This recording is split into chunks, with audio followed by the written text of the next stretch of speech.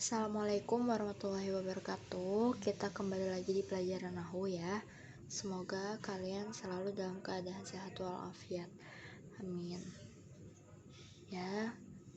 Jangan lupa untuk selalu bersyukur kepada Allah Subhanahu wa taala yang mana telah memberikan kita ya kenikmatan, kesehatan, ya rezeki yang insyaallah berkah. Amin.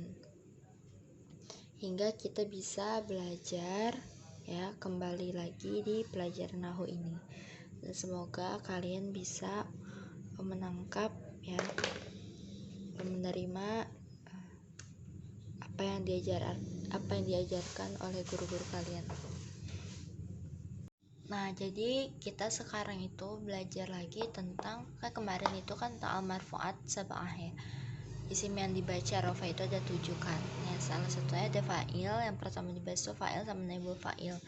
Nah, kemarin saya rasa di video itu terlalu cepat pembahasan tentang fa'il sama naibul fa'ilnya.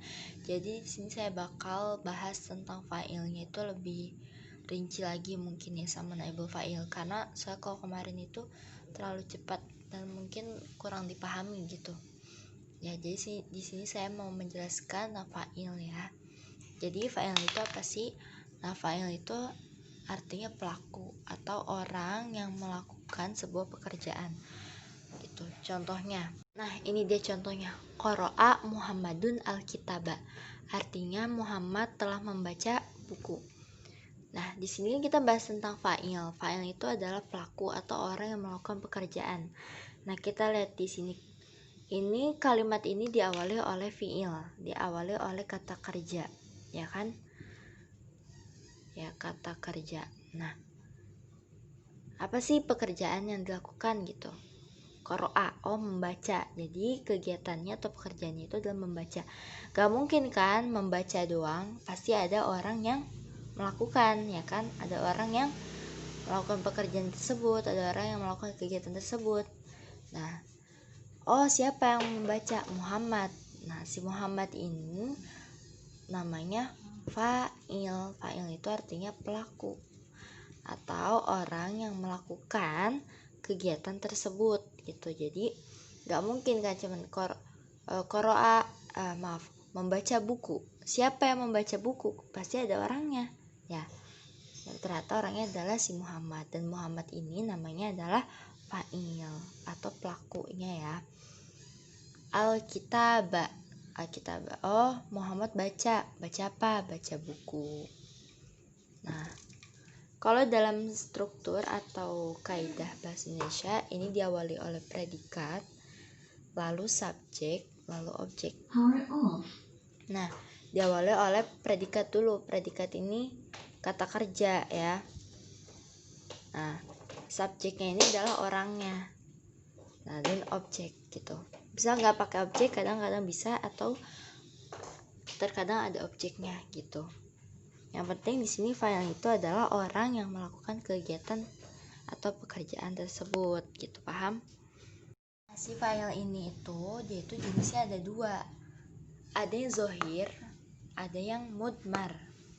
Zohir itu artinya nampak. Jadi fa'ilnya itu dia tuh tertulis jelas gitu. Contohnya kayak tadi ya, Qara'a Muhammadun al-kitab, jelas kan ada namanya. Atau di sini syariba thorikun al-haliba, artinya Thorik minum susu. Nah, jelas kan? Filenya itu kelihatan gitu, nampak di sini ada gitu. Nah, ada lagi mudmar atau domir. Jadi filenya itu tidak nampak gitu. Contohnya syaribal haliba, minum susu. Nah, ini bukan berarti tidak ada filenya. Dia ada filenya, tapi filenya domir. Nah, namanya fa'il domir mustatir. Mustatir itu artinya tersembunyi gitu. Ada yang zohir nampak, ada yang mustatir tersembunyi. Nah, domir apa? Domir huwa gitu. Nah ini kalian mesti belajar tasrif lugawi gitu, yang ada yang ke bawah itu, yang fa'ala fa'ala fa'alu fa'alat fa'alat taf'alna fa'alta fa'altuma fa'altum dan seterusnya. Itu adalah fiil yang udah mengandung fa'il di dalamnya. Jadi si syariba ini udah mengandung fa'il. Gitu saya tulis ya. Nih. Syariba ini tuh udah mengandung fiil plus fa'il. Jadi tapi fa'ilnya itu domir mustatir, tersembunyi, nggak kelihatan, nggak nampak kayak gini. Ya tetap nggak mungkin ya pekerjaan itu nggak ada yang melakukan, pasti ada yang melakukannya domir. Domir apa itu? Domir huwa. Oh, huwa artinya apa? Dia laki-laki, berarti artinya dia laki-laki telah minum susu gitu, paham? Jadi kira-kira yang mudmar itu seperti ini, yang domir, fa'il yang domir itu seperti ini. Kita dari awal ya. Nasoro artinya dia telah menolong. Jadi enggak, nasoro ini udah fi'il plus fa'il ya. Jadi fi'ilnya nasoro, fa'ilnya domir mustatir huwa ya, domir huwa. Nah, nasoro artinya mereka berdua telah menolong, dia domir huma. Nasoru mereka ya, mereka orang banyak telah menolong. Jadi nah kalau misalnya ini kan sangat-sangat nggak kelihatan gitu ya, terus samar banget lah kayak fiil doang. Nah cuma kalau kayak nasoro terus nasoru itu dia kan ada tambahan alif, ada tambahan waw sama alif atau yang lain-lainnya, itu udah ketahuan banget bahwa dia ini udah fiil plus fa'il gitu. Jadi udah ada fa'ilnya di dalam kalimat kata tersebut gitu. Ini domir hum. Nasorot artinya dia perempuan telah menolong. Nah, dilihat di sini ada tak tanis sakinah ya. Berarti dia itu domir hiya.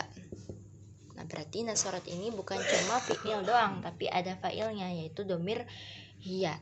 Nasorota itu domir huma ya, sama juga kayak di atas. Nasorna mereka perempuan telah menolong. Ini domir hunna. Oke.